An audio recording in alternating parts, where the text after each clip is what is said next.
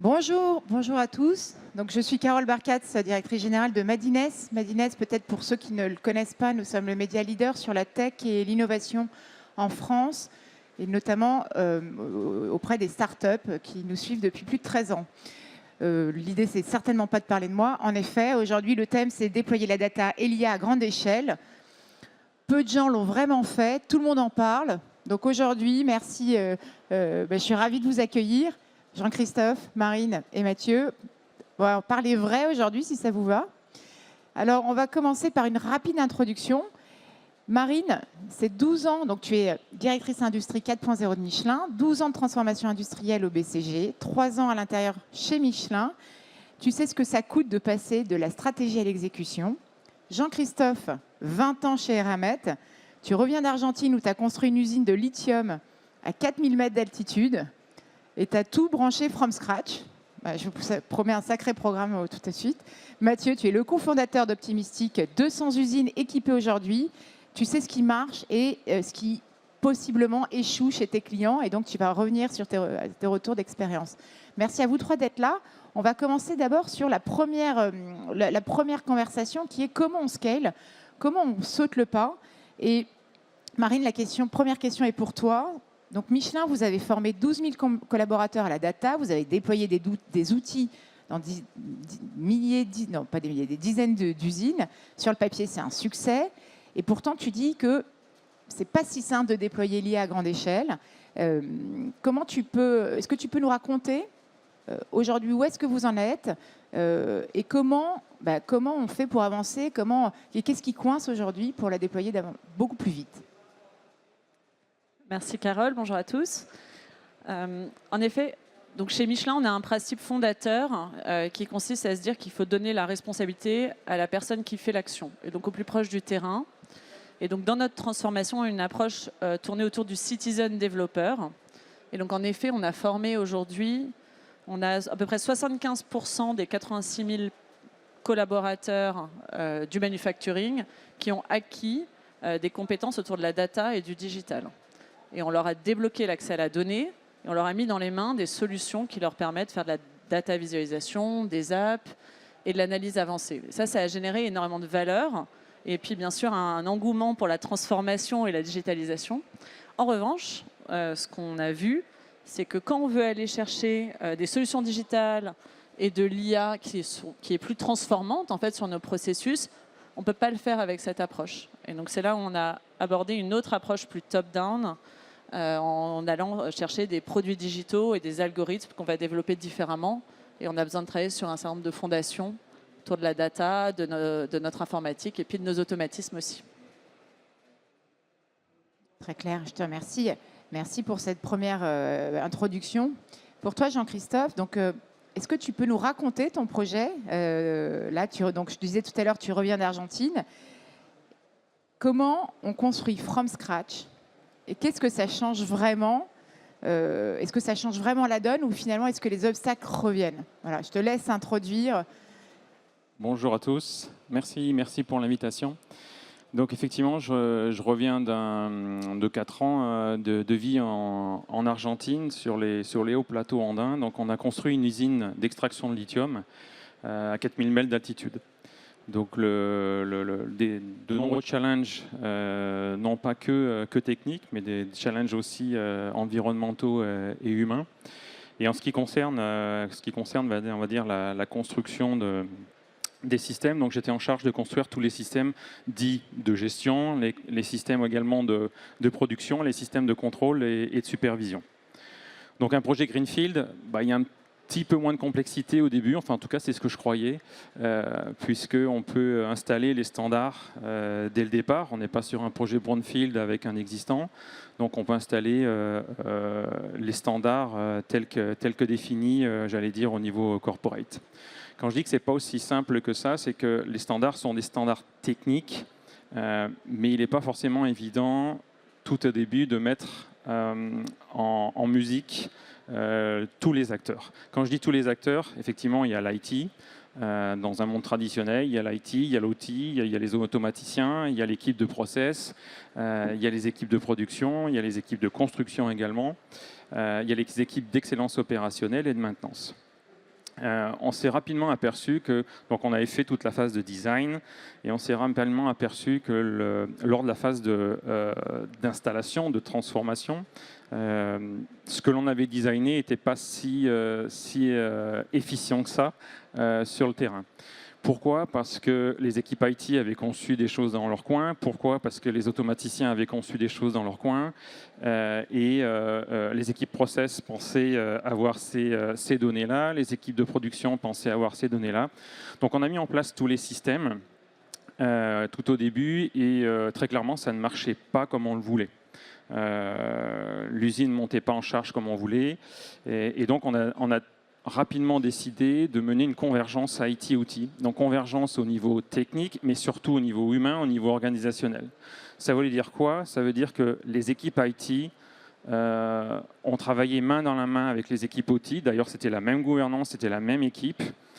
Gérée, j'allais dire, de la souris de l'opérateur jusqu'au remote I/O panel, on va dire jusqu'au sensor, les sensors étant gérés par la maintenance. Et ce qui a changé, c'est que toutes ces équipes techniques se sont mises à travailler avec les équipes business, parler le même langage, travailler sur l'usine en elle-même, travailler, j'allais dire, les bottes dans la poussière, et comprendre finalement ce que voulaient les métiers en termes de reporting, en termes de données pour piloter l'usine. Alors, du coup, ce que je te propose, Jean-Christophe, c'est qu'on va rentrer dans le vif du sujet. Et en effet, c'est passionnant, je te remercie. Peut-être pour toi, Mathieu, est-ce que tu peux nous présenter Optimistic? Et surtout, aujourd'hui, est-ce que tu arrives à... Est-ce que tu pourrais nous partager un peu ce qui distingue ceux qui ont réussi ou ceux qui sont encore en phase de POC? Voilà. Alors, merci Carole. En 2 mots, Optimistic, donc nous on a un éditeur de solutions logicielles avec pour mission de démocratiser l'usage de données et de l'IA dans les organisations industrielles, plutôt industrie de procédés. Et donc ce qui distingue les projets qui marchent de ceux qui ne marchent pas, alors je vais rebondir sur ce qui a pu être dit, et également la conclusion de la conférence précédente. Déjà, la première chose, c'est que ce n'est pas juste un sujet techno, donc IT ou OT, c'est un sujet qui doit être porté à la fois par ce côté techno, mais également par le métier, puisque c'est le métier qui va être au final l'utilisateur de ces outils. Donc il y a vraiment cette coordination et cette cogestion des projets qui est importante. Le deuxième point, c'est un sponsoring fort de la direction générale, parce que ça va impliquer des transformations, organisationnelles. On parlait de convergence IT-OT, mais pas que. Typiquement, quand on digitalise, ça change le rôle du management intermédiaire, par exemple, dans l'organisation. Donc, c'est toutes des choses qu'il faut anticiper et animer. Et le dernier point, je dirais, c'est rester très pragmatique, y aller étape par étape. Garder les choses simples, parce qu'au final, ce qu'on cherche à faire, c'est l'adoption. C'est-à-dire que la digitalisation ne soit pas juste un sujet pour quelques experts data, que ça soit vraiment le sujet, du moins un outil qui vient au service de l'ensemble de l'organisation de la même manière que l'excellence opérationnelle. Et d'ailleurs, les deux doivent coexister de manière très intriquée. Donc, ce que tu dis, c'est que finalement, parce que tout à l'heure, tu as dit top-down, Marine, Mathieu, tu dis finalement qu'il y a aussi beaucoup de bottom-up. Est-ce qu'il y a une règle entre ces deux schémas? Peut-être commencer par toi, Mathieu, et puis je rebondirai après avec toi, Marine. Je pense qu'en fait, il ne faut pas opposer les deux. C'est-à-dire qu'on doit stimuler les initiatives sur le terrain, parce que c'est le terrain qui connaît le mieux ce qui se passe concrètement et quels sont les besoins, quels sont les points durs, là où il y a de la friction. Et si on résout ces frictions, au final, on arrive à embarquer le terrain, ce qui est quand même la finalité. Mais on a besoin aussi de cohérence. Quand on parle de data, il y a des sujets de gouvernance, il y a des sujets de cybersécurité, il y a des sujets aussi d'avoir une approche globale. Quand on a 10 sites qui font la même chose, on a envie de pouvoir les comparer, de faire du benchmarking. Donc il y a aussi un côté top-down pour assurer une cohérence globale de la démarche. Alors justement, Marine, toi, tu as un retour d'expérience assez fantastique à nous partager. Est-ce que l'ADN de chez Michelin, qui était historiquement, on en a beaucoup parlé quand on s'est vu avant cette conférence, la mobilisation, la responsabilisation du terrain, c'était l'ADN de Michelin. Et finalement, avec l'IA, c'est un peu bouleversé tout ça. Est-ce que tu peux nous raconter ton témoignage et ce que tu observes en tout cas? Donc effectivement, en fait, avec l'IA, on va quand même chercher à donner un certain nombre d'outils qui intègrent de l'IA à nos équipes sur le terrain. En revanche, L'exemple dont on avait discuté, c'est autour du... Donc nous, on fait du mixing, hein, on transforme des caoutchoucs, on fait des gommes, qu'après on va assembler. Et donc on a besoin de maîtriser en fait, cette transformation de la matière dans nos mixeurs.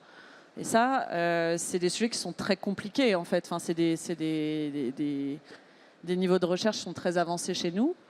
Et donc, quand on a voulu travailler ce type de sujet, bien sûr, on a dû assembler une équipe centrale avec un certain nombre d'experts pour travailler ce type de problématique. Donc là, c'est vraiment l'approche top-down. Et en fait, ce qu'on voit, c'est qu'il y a trois éléments clés pour nous, en tout cas pour arriver à faire les percées, qu'on commence vraiment à matérialiser en ce moment. La première, c'était un gros travail sur la data. Et ça paraît évident, hein, mais la data, il faut la capter. Il faut la mettre sous qualité et il faut la documenter. Mais en fait, ça ne suffit pas. D'ailleurs, on a eu besoin de la structurer et de travailler ce que nous, on appelle la généalogie. C'est-à-dire on a besoin de pouvoir intégrer les propriétés de nos matériaux entrants avec ce qui se passe à l'intérieur du procédé et puis les caractéristiques du mix qui sort de nos équipements. Donc là, il y a eu un très gros travail sur la data.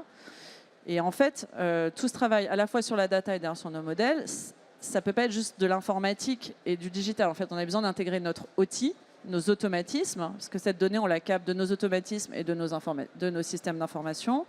Et puis, on veut essayer de le faire le moins cher possible. Donc, on n'a pas toujours envie de mettre à jour tous nos automates, nos systèmes d'info. Donc, on a aussi des approches plus modulaires avec des briques d'outils qu'on va aller poser pour capter cette donnée.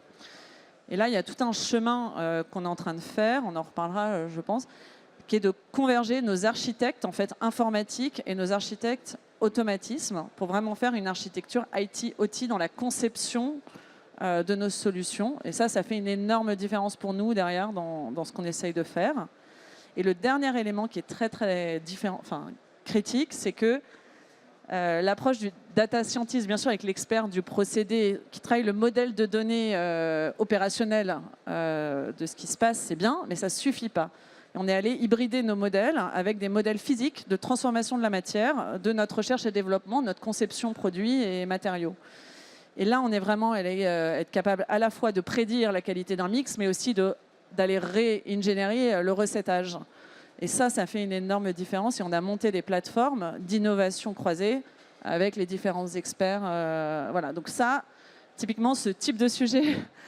On ne peut pas le donner, ils ne seront jamais craqués en local par nos opérateurs de production. On est obligé de monter des choses en centrale qui sont robustes. Oui, voilà. C'est captivant en tout cas dans la transformation. Effectivement, tu disais tout à l'heure de l'organisation, la gouvernance, il y a évidemment des impacts à anticiper. Et merci Marine pour ton retour. Jean-Christophe, est-ce que c'est un dilemme ou en tout cas un défi pour vous, chez Eramet ? Oui, tout à fait, puisqu'on a un certain nombre une certaine population, on a des géologues, on a des data scientists, etc., qui ont accès à cette donnée, qui travaillent cette donnée et qui, avec notamment de l'intelligence artificielle. Et aujourd'hui, toute la problématique, c'est d'apporter un cadre à ce travail. C'est-à-dire que pour moi, entre le groupe et puis vraiment ce qui se passe sur le terrain, il est important d'apporter un cadre, d'apporter des standards et d'avoir la souplesse au niveau local pour que justement les équipes puissent travailler rapidement sur leurs données et prendre les décisions. Là aussi, il y a une chose qui est très importante, c'est que je reviens sur les équipes IT-OT, c'est qu'à un moment donné, il faut aussi que ces personnes-là arrivent à parler le même langage. On parle de mondes différents initialement, dans les années 80. On parle de mondes différents. Donc, un des gros challenges aujourd'hui, et je l'ai encore vu cette semaine, c'est d'arriver à faire en sorte que les équipes IT, OT, automaticiens, et j'allais dire même jusqu'à la maintenance, arrivent à parler le même langage et se comprendre. Oui, bien sûr, c'est une question de culture. On en a aussi longuement parlé tous ensemble, en effet. Il y a un autre sujet qui me semble important de travailler aujourd'hui, en tout cas d'évoquer, c'est le sujet de la donnée qui doit rester fiable. Ça, on en a longuement parlé. Est-ce que Jean-Christophe, tu peux nous raconter, pareil, le travail qui a été fait chez vous, chez Eramet ? Notamment, tu parlais de taxonomie. Oui. En fait, depuis le début du salon ce matin, on entend quasiment tous les interlocuteurs parler il faut que la data soit, comme tu dis, d'abord collectée, puisque c'est pas si évident que ça. C'est pas si simple. Elle soit triée, elle soit indexée, elle soit mise à disposition. Donc ça, c'est pour moi le premier challenge. C'est le premier challenge parce qu'on peut demander, aujourd'hui on a à la fois des opérations qui veulent des KPI pour prendre des décisions, on a à la fois des managers, on a à la fois des membres du COMEX, etc., qui veulent des décisions, qui veulent des KPI pour prendre des décisions, mais les KPI doivent être sur les bonnes données. Donc sur ce projet Greenfield, hein, malgré que c'était un projet de Greenfield, on a mis à peu près sur 3 ans de projet, on a mis 1 an avec des équipes full-time, à sécuriser cette collecte, sécuriser ces données et faire en sorte que quand on calcule un taux d'utilisation, qu'il arrive sur le bureau d'un directeur X ou un bureau d'un superviseur Y, que le taux soit exactement le même parce qu'il ne sort pas d'un fichier Excel, etc. Donc on a mis 1 an à sécuriser ça. Donc ça, c'est un gros challenge. Et aujourd'hui, au niveau du groupe, effectivement, c'est la première étape sur laquelle on est en train de travailler. Et notamment, on travaille sur la taxonomie, comme tu disais, puisque la taxonomie, c'est un élément important et c'est un élément transverse qui, pour moi, doit être porté aussi au niveau d'un standard et ensuite au niveau des différents sites déclinés au niveau du process. Ça revient à ce que tu disais, c'est un élément qui permet à tous de parler aussi le même langage d'une certaine façon. Donc ça reboucle avec le point de tout à l'heure. Marine, vous avez donc, chez Michelin 200 millions de tags connectés. Ça me paraît fou comme ça. Et finalement, c'est assez attendu. Chaque usine définit sa propre data. Comment on sort de ça dans un modèle où l'IA, du coup, possiblement change cette gouvernance, ou peut faire changer cette gouvernance? Alors, sur la data, on a beaucoup appris. Déjà, effectivement, il y a beaucoup de données connectées. Initialement, il y avait un peu le rêve du data model unique de l'usine. En fait, ça ne marche pas, ce qui paraît évident aujourd'hui, hein, mais parce qu'après, dans l'implémentation, ça dévie forcément au niveau du local. Et donc, aujourd'hui, on a une approche qui est beaucoup plus fragmentée, en fait, par morceaux, où on fait des data products, hein, avec un certain nombre de critères et de méthodologies sur chacun des domaines. Et on va travailler la donnée par bout, et après, on la sous-découpe, en fait. Donc, on va avoir, bien sûr, le data product de la machine, et on va le travailler par version. C'est-à-dire qu'on ne cherche pas à mettre toute la data. On va aller mettre sous qualité et sous structure, sous documentation, la donnée dont on a besoin, et on va la versionner pour la faire monter en puissance. Après, on va avoir le référentiel unique des machines de production, en fait. Hein. Ça paraît évident, on a des milliers de machines. Après, le référentiel de l'atelier de production, et ainsi de suite. Et puis, surtout, la traçabilité de nos matériaux, la décomposition. On a beaucoup d'étapes, nous, de procédés et d'assemblage de choses qui ont des généalogies et des modes différents entre des unités, des mètres, des centimètres, des bobines, des palettes, enfin voilà. Et donc, il y a besoin d'arriver à travailler ça. Donc, on y va étape par étape. Et puis après, on construit ça. Et on met beaucoup d'énergie dans la généalogie, in fine, puisque ce qu'on cherche à faire, c'est bien d'arriver à allier nos paramètres procédés avec la traçabilité de la composition de notre matériau pour arriver à mieux maîtriser cette fabrication, derrière la qualité, l'uniformité de nos produits. Donc c'est tout ce chemin qu'on travaille avec des équipes et qu'on met en place. Un des points qui est peut-être intéressant, et ça génère des débats, c'est de se dire la mise sous accessibilité, qualité, documentation, c'est évident, et c'est destructif pour l'IA. On ne fera pas d'IA s'il n'y a pas ça. Il y a beaucoup de débats sur la structuration de la donnée. Est-ce qu'il faut qu'elle soit standard ? Est-ce que les nouveaux modèles d'IA auront besoin de ça? Les modèles de machine learning en ont besoin. Est-ce que les nouvelles modèles d'IA en auront complètement besoin? Jusqu'où on va? Voilà, donc c'est pas blanc ou noir. On avance, on construit les briques. Mais oui, c'est même de l'optimisation continue par ailleurs. Donc finalement, c'est un peu le sujet, c'est aussi la data avant l'IA. Mathieu, est-ce que tu partages ce point-là?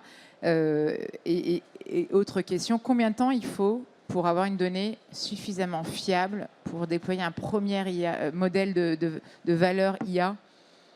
Alors, je vais répondre à la première partie de la question. Déjà, donc non, je partage complètement ce que vient de dire Marine. D'autant plus que je dirais, c'est ce qu'on porte nous depuis maintenant presque 11 ans, c'est commencer par ce sujet de la contextualisation de la donnée. Et Alors, dans notre cas, on intervient dans l'industrie de process où on retrouve certains concepts qui sont assez communs dans quelle que soit l'industrie, au final, qui ne sont pas forcément valables pour l'assemblage, mais avec de la donnée de capteurs, de la traçabilité, des cycles d'équipement, des batchs de production, la généalogie, comme l'évoquait Marine. Et donc, on est parti sur offrir un modèle standard pour cette industrie de procédés dans lequel on va réussir à mettre les données de l'industriel dans ces cases-là.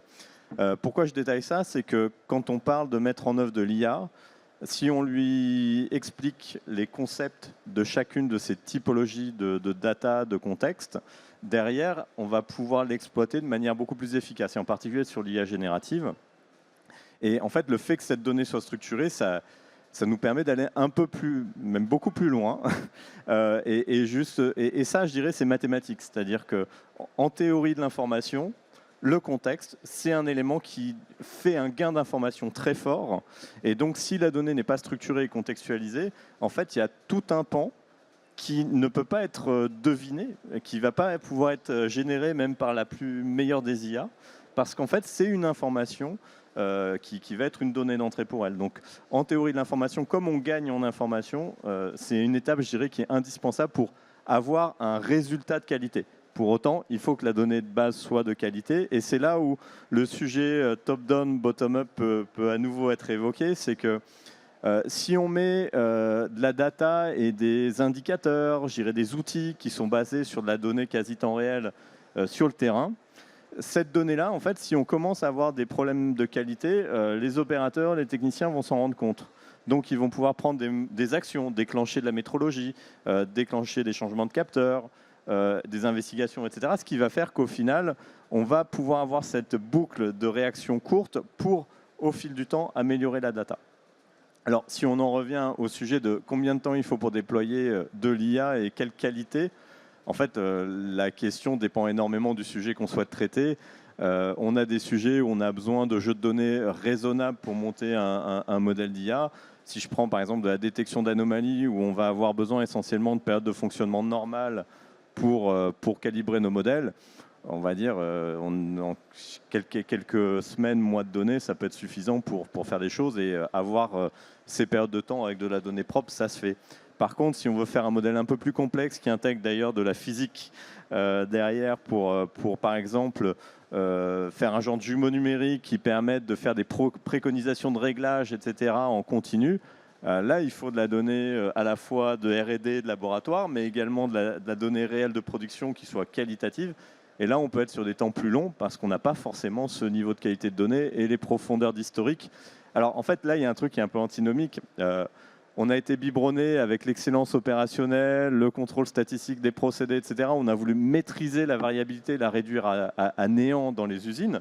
Le problème, c'est quand on n'a plus de variabilité, on n'a plus de matière pour faire apprendre à des modèles. Donc, on peut se retrouver dans des situations où on a une usine qui tourne très bien, mais par contre, la matière première pour faire de l'IA, elle n'est pas là.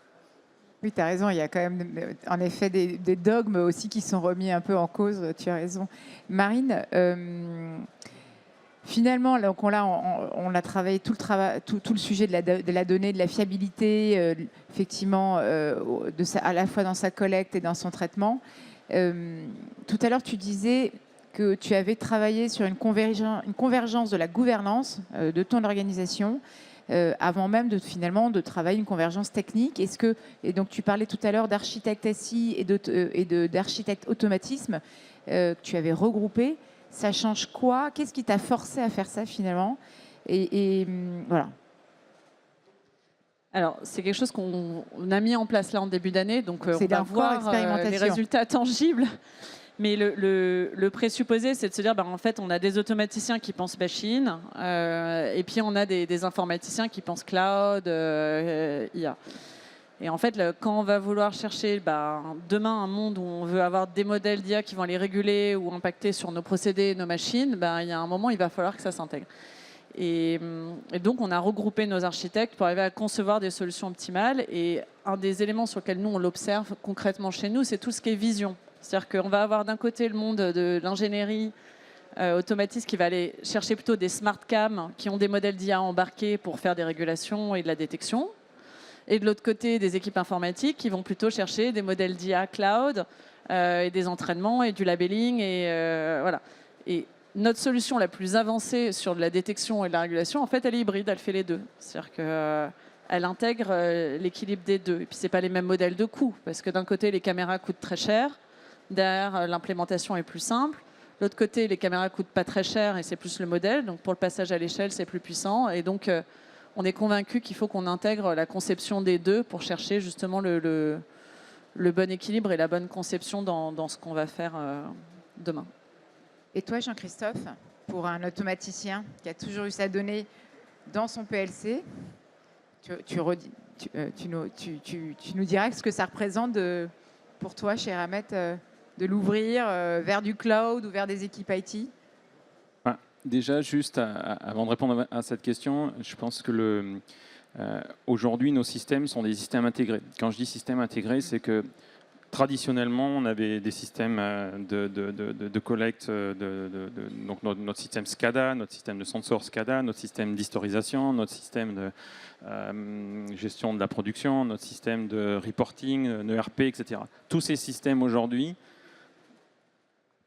ils sont connectés par une moyen ou par un autre, selon les normes ISA 95, etc.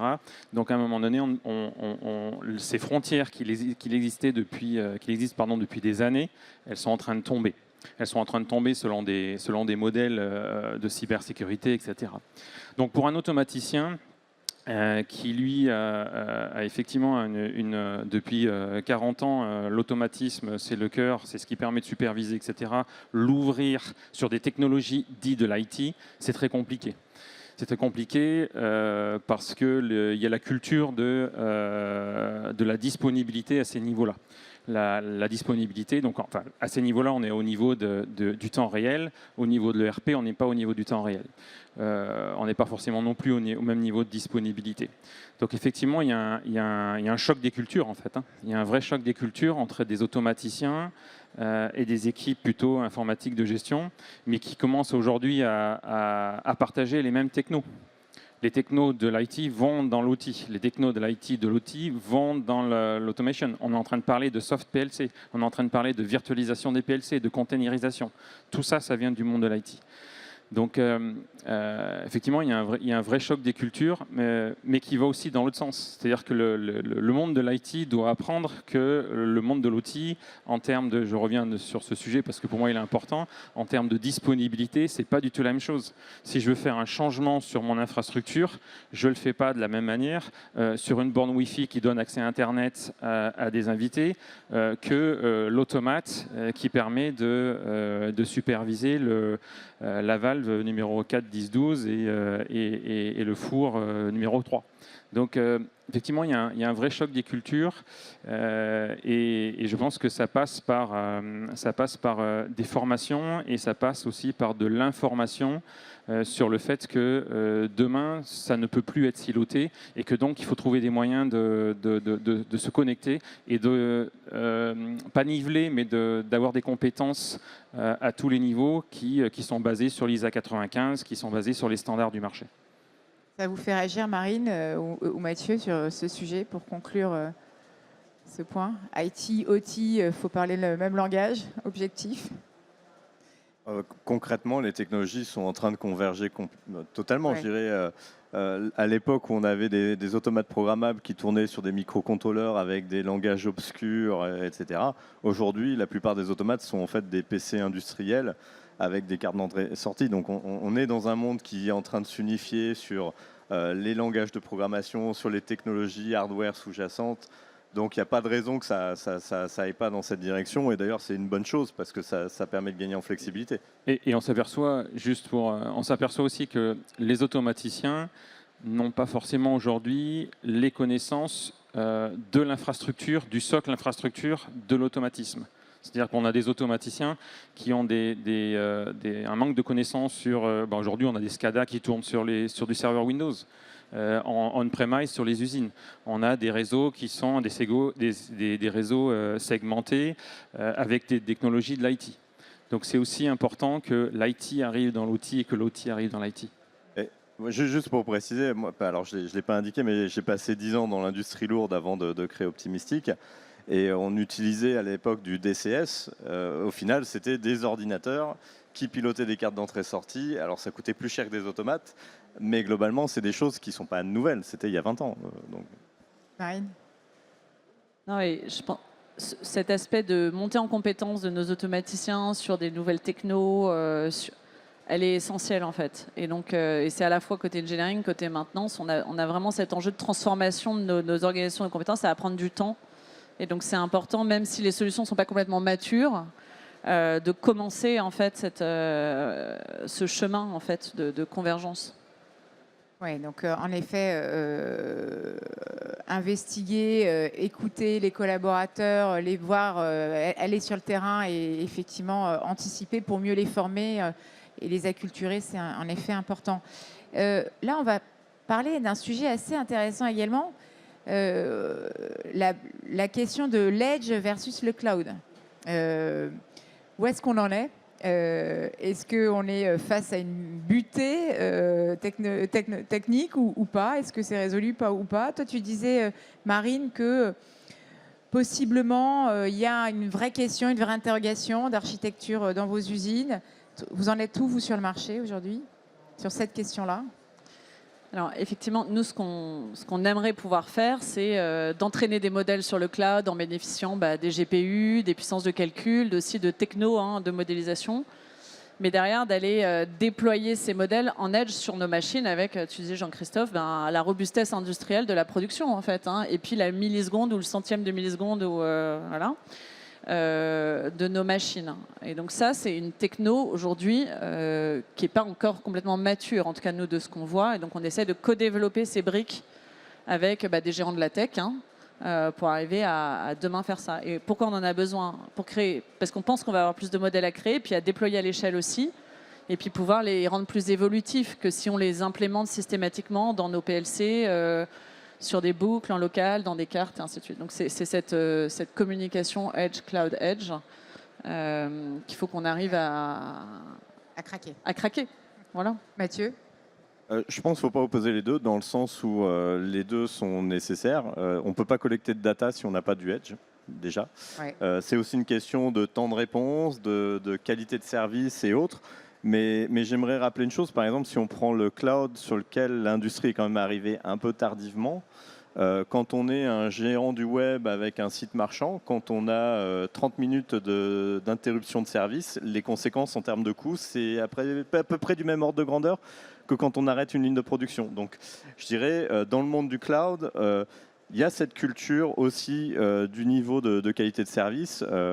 Je ne citerai pas, nous, notre fournisseur principal d'infrastructure, qui est un des grands du cloud. En 10 ans d'exploitation chez eux, si on a eu 30 minutes d'interruption, c'est le maximum, et c'était il y a 8 ans. Donc, vous pouvez imaginer le niveau de qualité de service qu'on peut obtenir avec ça.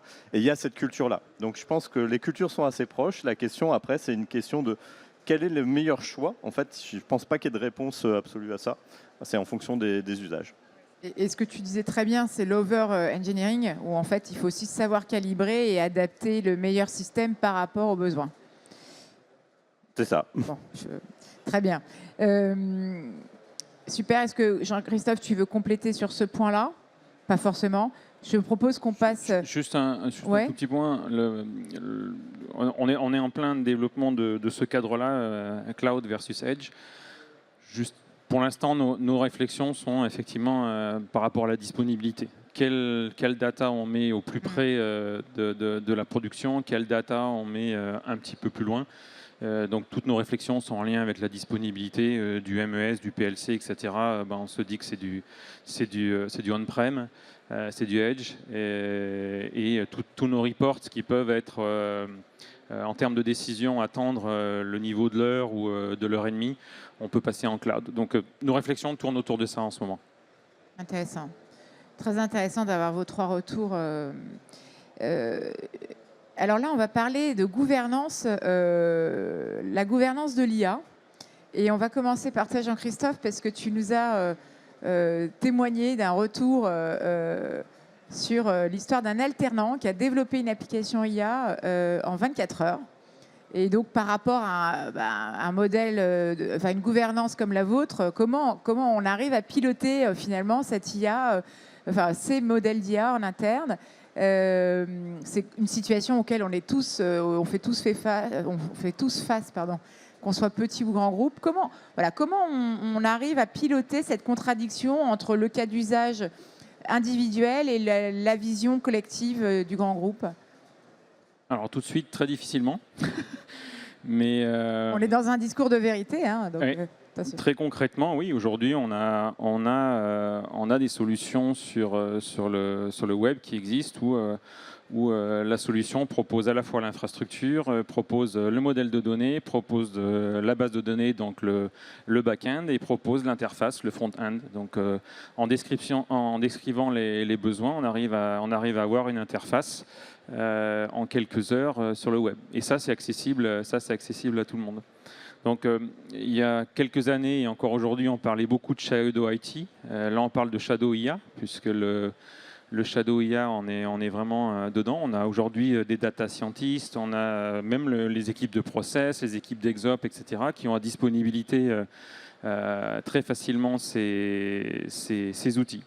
Donc aujourd'hui, c'est vrai qu'on arrive un peu comme des freins, puisque forcément, pour mettre en production ce genre d'outils, il faut passer par la DSI, il faut passer par l'IT. Et puis, est-ce que tu as vérifié la partie cyber? Non, la partie cyber, non. Où sont les données? Je ne sais pas où sont les données. Enfin, c'est toutes ces complexités. Et au final, on arrive, moi, j'avais quelque chose qui était disponible en 24 heures. Et puis, non, finalement, tu l'auras dans 6 mois, parce que le temps qu'on passe dans toute la moulinette des standards, plus on va dire le modèle de développement qui est un peu dépassé aujourd'hui, on arrive en fait à des grosses frustrations. Donc, en plus, aujourd'hui, tout le monde a accès à l'IA dans son quotidien, que ce soit au niveau du bureau ou au niveau de la maison. Donc je pense qu'il nous faut définir un cadre de ce qui est possible, de ce qui ne l'est pas, de manière à ce qu'il y ait une flexibilité, mais qu'il y ait aussi des limites en regard de l'entreprise. Nos entreprises sont des entreprises qui sont aussi à risque cyber aujourd'hui, et d'autant plus avec l'environnement géopolitique qu'on connaît.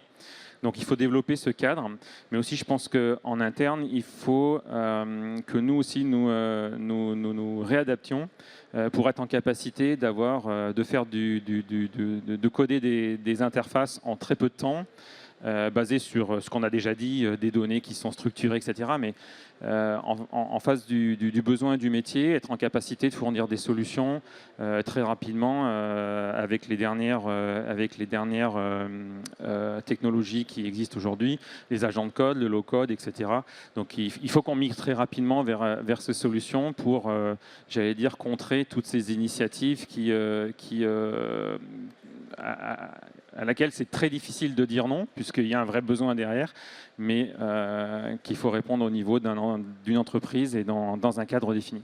Ce qui est très intéressant dans ce que tu dis, c'est que finalement, c'est un collaborateur qui... Alors, je ne sais pas exactement le contexte, mais en tout cas, on voit bien qu'il y a une initiative qui est faite individuelle au service du groupe, et qu'effectivement, ça fait partie aussi des éléments dont on parlait tout à l'heure, de mindset, de culture d'entreprise qu'il faut faire bouger, réaligner les mêmes langages. Et ça, ce sont des initiatives intéressantes qu'il faut encadrer bien sûr, mais qui sont pertinentes et qui permettent de faire émerger et peut-être de influencer demain le cadre. Alors justement pour toi, Marine, sur Michelin, vous avez déployé, si je le dis correctement, les IAS, Digital Rules.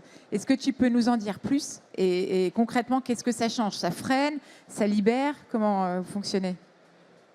Alors, effectivement, nous, on a ce qu'on appelle les règles IAS Digital. Donc, l'idée, c'est de donner un cadre d'autonomie à nos usines pour travailler. Et ces règles, elles définissent le cadre d'autonomie qu'on leur donne avec les solutions standards. Et là, l'approche du Citizen Developer est bien parce que ça nous permet de dire, vous pouvez faire du Citizen, mais attention que sur une de ces solutions standards du groupe. Et si vous avez validé un certain nombre de compétences. Parce qu'on a eu, nous, des exemples sur des solutions standards de quelqu'un qui développe une application le vendredi soir qui nous coûte 50 000 € en un week-end. Ouais, incroyable. Bon, heureusement, on monitore ça très vite, puisque comme c'est nos solutions standards, on s'est très vite identifié, on s'est corrigé en 2 jours et on limite l'impact financier. Et donc ça, on essaie de le faire et puis d'essayer de pousser le catalogue des solutions standards en fonction des besoins du terrain de façon le plus dynamique possible. Donc en ce moment, ils veulent tous des web apps. Donc on est en train d'essayer de mettre ça sous sécurité. Et ces règles, elles sont essentielles pour 2 raisons. Bien sûr, le cadre de cybersécurité. Et je donne un exemple. Aujourd'hui, nous, les startups, les petites entreprises, elles passent quasiment jamais le niveau attendu de cybersécurité. Les pentests, on les pénètre systématiquement. Donc en fait, il y a un vrai enjeu de s'assurer que les solutions qu'on a validées, elles sont au bon niveau sur la cyber, surtout quand il y a des clouds hébergés, propriétaires. Et ça nous génère souvent des challenges. Ça ne veut pas dire que ce n'est pas possible, mais on a besoin de faire les choses essentielles pour les valider, les mettre au bon niveau. Et puis le deuxième, c'est les coûts. Parce qu'en fait, ça peut coûter très très cher et ça va coûter de plus en plus cher. Et donc, on a besoin d'encadrer tout ça. Alors, on essaie de trouver cet équilibre et on réfléchit à déployer des équipes plus en région pour pouvoir accompagner des pratiques en local et ainsi de suite. Mais on est plutôt en train de se dire qu'il faut renforcer le cadre dans le monde où on est aujourd'hui et continuer à étendre le panel de solutions. C'est ça qu'on cherche à faire. Voilà. Ce n'est pas le sujet qui est le plus réjouissant de la transformation, mais je pense qu'il est vraiment primordial. Intéressant, merci Marine. Mathieu, pour toi, tu l'observes forcément, nécessairement chez tous tes clients, ce sujet-là. Quels sont tes feedbacks, tes conseils ou simplement tes observations? Alors, qu'on soit industriel ou fournisseur de solutions, en fait, on n'a pas le choix que de répondre à cette appétence. Je dirais, on a vu une inversion il y a 25-30 ans où, je dirais, avant, la technologie arrivait dans l'atelier avant d'arriver à la maison. Aujourd'hui, c'est l'inverse et ça va de plus en plus vite. Et ce qui fait que quand on doit recruter des jeunes et qui se retrouvent dans un cadre où la technologie est dépassée par rapport à ce qu'ils ont sur leur smartphone ou à la maison, on a un petit sujet d'attractivité pour l'industrie. Bon, il n'y a pas que l'industrie qui peut avoir ce problème-là. Hein. Il y a d'autres secteurs du tertiaire qui l'ont, mais c'est un vrai sujet parce que ça génère des frustrations, comme ça a été indiqué. Et si on veut avoir des équipes qui sont performantes et qui sont, je dirais, qui travaillent au quotidien pour améliorer la performance dans l'activité industrielle, il faut qu'elles ne soient pas frustrées, au contraire, qu'elles soient motivées. Donc il faut réussir à trouver ce terrain de jeu, ce cadre qui permet de respecter les enjeux de cybersécurité, de gouvernance, et tout en donnant ce niveau de liberté. Alors, côté industriel, c'est être ouvert à cette appétence. Côté offreur de solutions comme nous, c'est d'être rapide dans l'intégration de ces nouvelles technologies dans les produits. Je dirais, dans notre cas, par exemple, on a un assistant d'exploration de données en langage naturel qu'on a sorti en bêta fin d'année dernière et qu'on commence à déployer chez nos clients. Ça répond à une de ces attentes des utilisateurs de pouvoir construire des cas d'usage rapidement grâce à de l'IA générative. Ça ne couvre pas tout, mais ça couvre déjà un certain nombre de cas d'usage. Mais voilà, il faut qu'on adopte tous collectivement ces technologies, qu'on n'en ait pas peur non plus, parce que ceux qui viennent travailler dans nos usines, ils les utilisent au quotidien déjà et ils veulent la même chose au travail. Alors, ce que je vous propose, c'est qu'on conclue cette table ronde. D'abord, un grand merci parce qu'effectivement, vous avez été dans un discours de vérité chacun et je trouve ça captivant de pouvoir écouter les dilemmes auxquels vous faites face et aussi les expérimentations que vous avez menées. Merci pour ça. Si on devait conclure par une seule question, un seul conseil, pas de blabla, encore une fois. Quel est votre reco pour un directeur industriel qui démarre aujourd'hui son déploiement Data IA à grande échelle? Votre premier conseil, votre meilleur conseil. Jean-Christophe, tu commences. Il y en aurait beaucoup, mais s'il y en a un avec l'apprentissage, c'est pas un conseil orienté technique ou technologique, puisqu'aujourd'hui la technique et la technologie sont là, même s'il y a encore des maturités à éprouver. Mais très clairement, c'est d'attaquer le sujet par la gouvernance, par la compétence, et par la convergence de l'IT-OT et la mise autour de la table de tous les acteurs, parce que ce n'est pas une transition que technique, c'est aussi une transition culturelle. Il y a des gros, comme on l'a vu, il y a des gros changements. Donc moi, mon conseil, c'est de commencer par traiter les problèmes de gouvernance, de culture, de compétences, en gros tout ce qui est en lien avec la partie humaine. Merci. Marine? J'allais aussi dire vraiment d'intégrer cette dimension de compétences, de travail des compétences dans la transformation. Après, moi, je pense quand même qu'allier une approche à la fois du citizen et donner en fait les capacités à faire et une approche plus top-down, elle me semble quand même vraiment impactante. Oui, notamment en termes d'efficacité, comme tu l'as dit tout à l'heure. Mathieu? Je vais rejoindre, Marine et Jean-Christophe. L'humain, c'est-à-dire que pour moi, il y a 3 piliers. Il y a l'expertise technique, tout ce qui va être compétences méthodologiques, et puis également le côté management animation. Ces 3 piliers et quelque part qu'on peut regrouper sous un peu l'approche de conduite du changement, et c'est par là que ça doit partir. Après, les solutions techniques existent. C'est de la technique, ça se gère, mais le côté humain est primordial pour le succès des projets. Génial. Donc, on est au clair. La technologie, elle est prête. Maintenant, c'est à nous de l'être. Mot de conclusion. Très bien. Merci à tous les 3. Bravo. Merci à tous. Merci à vous. Au revoir.